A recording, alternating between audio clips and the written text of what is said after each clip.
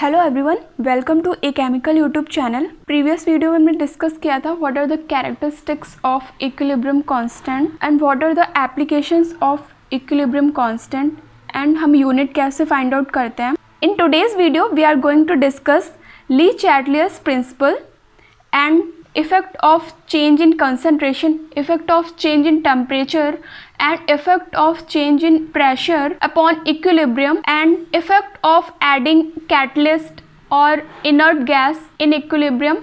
Let's start with Lee-Chatelier principle. So according to Lee-Chatelier principle, if a system in equilibrium is subjected to a change of concentration, temperature or pressure, equilibrium shifts in the direction that tends to undo the effect of the change imposed. अगर हम किसी system के equilibrium में change करते हैं या फिर हम उसका कंसंट्रेशन चेंज करते हैं, रिएक्टेंट का कंसंट्रेशन चेंज कर दें या फिर प्रोडक्ट का कंसंट्रेशन चेंज कर दें या फिर उसमें टेम्परेचर का चेंज कर दें, then equilibrium will shift in that direction to nullify the effect of change. ठीक है, उस चेंज को नलीफाई करने का कोशिश करेगा सिस्टम।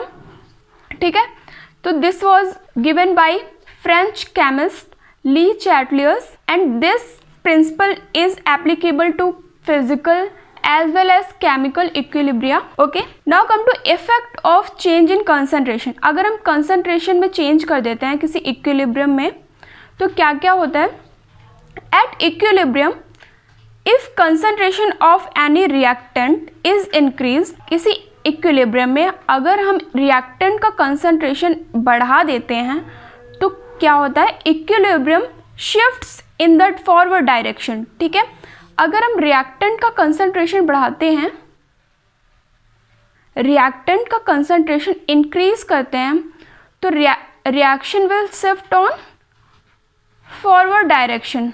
ओके, इसके अपोजिट में क्या होता है, अगर हम किसी प्रोडक्ट का कंसंट्रेशन इंक्रीज कर देते हैं तो equilibrium will shift in the backward direction. ठीक है, फॉर एग्जांपल हैबर्स प्रोसेस तो सबने पढ़ा होगा, अमोनिया का उससे फॉर्मेशन करते हैं, reaction is N2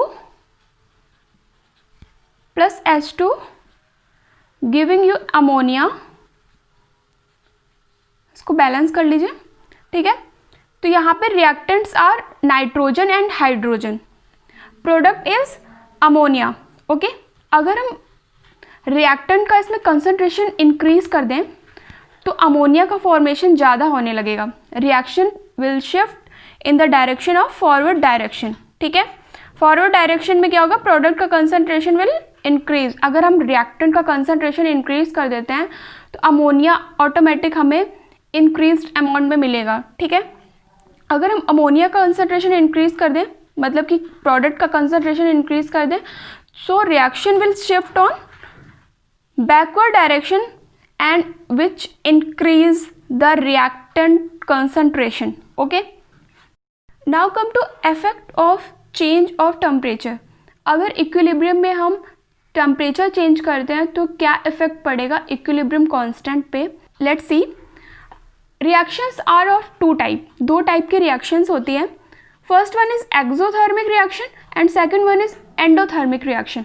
exothermic reaction क्या होती है, जिनमें हीट इवॉल्व होती है। ठीक है, हीट बाहर निकलती है, उसे हम बोलते हैं एक्सोथर्मिक रिएक्शन। एंडोथर्मिक रिएक्शन में क्या होता है, हीट हम प्रोवाइड करते हैं टू द सिस्टम।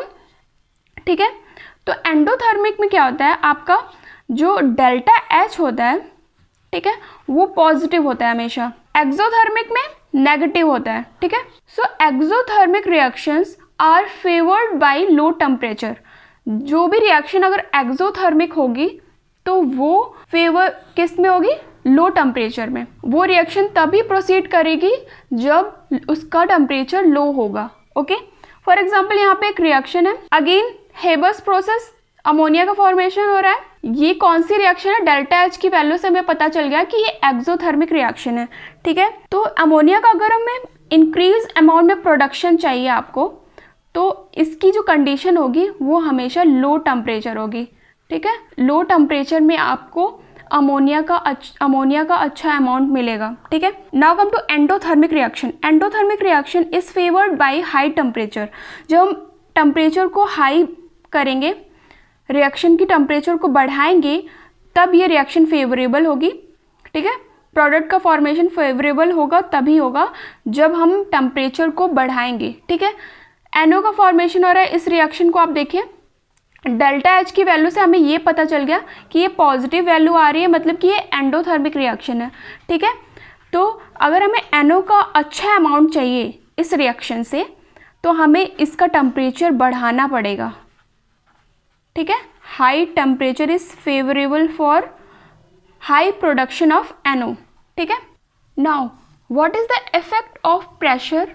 अगर हम प्रेशर को चेंज करते हैं इक्विलिब्रियम में, तो क्या इफेक्ट पड़ता है इक्विलिब्रियम कांस्टेंट पे।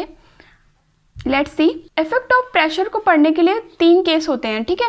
First case is when number of product is equals to number of reactant, okay, it will valid on gases state only, ठीक है। अगर जो प्रोडक्ट और रिएक्टेंट गिवन है आपके, वो गैसेस स्टेट में है, तभी वैलिड होगा, ठीक है।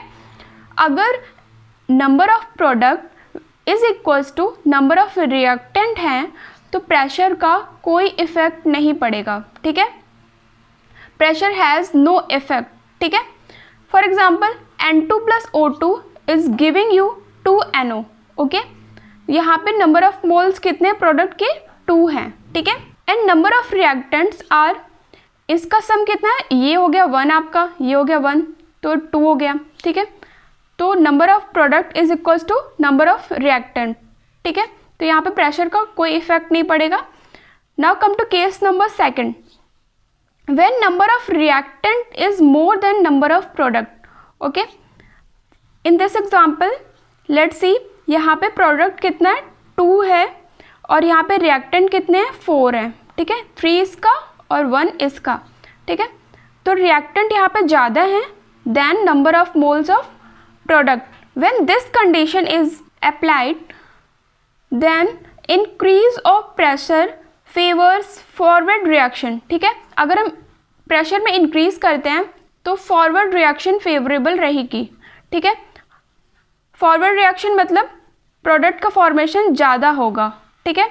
अगर हम अमोनिया का फॉर्मेशन ज़्यादा चाहते हैं तो high pressure would be favourable.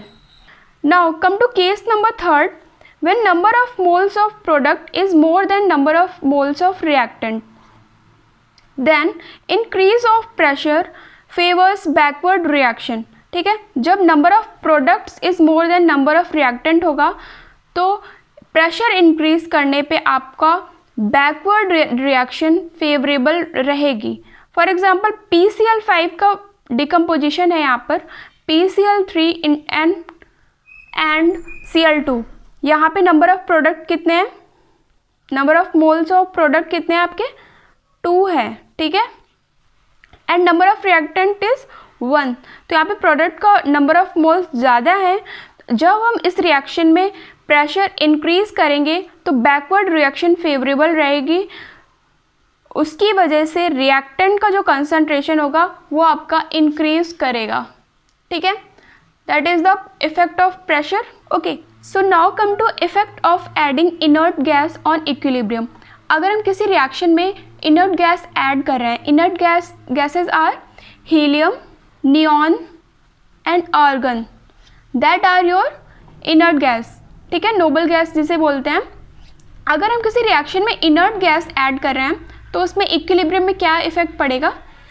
Addition of inert gas at constant volume has no effect on the state of equilibrium, okay. अगर हम constant volume पे inert gas ऐड कर रहे हैं then there will be no effect on the state of equilibrium, okay. अगर constant volume होगा तो no effect होगा, ठीक है। At constant pressure the equilibrium shift toward larger number of moles. अगर कांस्टेंट प्रेशर कर रहे हैं, ठीक है, then equilibrium will shift toward that direction where number of moles is more, ठीक है। In case of number of moles of product is equal to number of moles of reactant, अगर ये case होगा then there is no change in volume. इसका मतलब है कि volume में कोई चेंज हो ही नहीं रहा है, therefore there is no effect on adding inert gas on equilibrium. So 3 condition है। एक तो हो गई हमारी कांस्टेंट वॉल्यूम की, कि अगर कांस्टेंट वॉल्यूम है तो इनर्ट गैस ऐड करने पे कोई इफेक्ट नहीं पड़ेगा। Second case is constant pressure, अगर प्रेशर कांस्टेंट है आपका तो इक्विलिब्रियम किस डायरेक्शन में शिफ्ट होगा, towards larger number of moles, ठीक है। अगर आपका थर्ड कंडीशन है आपकी, अगर आपका number of moles of product is more than number of moles of reactant, अगर ये कंडीशन है तो there will be no effect of adding inert gas. Now come to effect of adding catalyst on equilibrium, ठीक है। अगर catalyst add कर रहे हैं तो क्या इफेक्ट पड़ेगा, addition of catalyst does not disturb equilibrium, equilibrium को डिस्टर्ब नहीं करता है। however it helps in attainment of equilibrium quickly, equilibrium को जल्दी प्रोवाइड करने में हेल्प करता है बट इक्विलिब्रियम को डिस्टर्ब नहीं करता है, ठीक है। Now come to effect of change in volume, अगर हम वॉल्यूम में चेंज कर रहे हैं तो इक्विलिब्रियम में क्या चेंज होगा, effect of decrease in volume, अगर हम वॉल्यूम को डिक्रीज कर रहे हैं then equilibrium will shift in the direction in which the number of moles decreases, उस साइड को इक्विलिब्रियम मूव हो जाएगा जिस साइड नंबर ऑफ मोल्स कम है, ठीक है। ये प्रेशर के इफेक्ट से जस्ट इन्वर्स है, ठीक है। प्रेशर के केस में क्या होता था, अगर हम प्रेशर इंक्रीज कर रहे हैं तो इक्विलिब्रियम किस साइड को मूव करता था, जिस साइड नंबर ऑफ मोल्स ज़्यादा होते थे, ठीक है।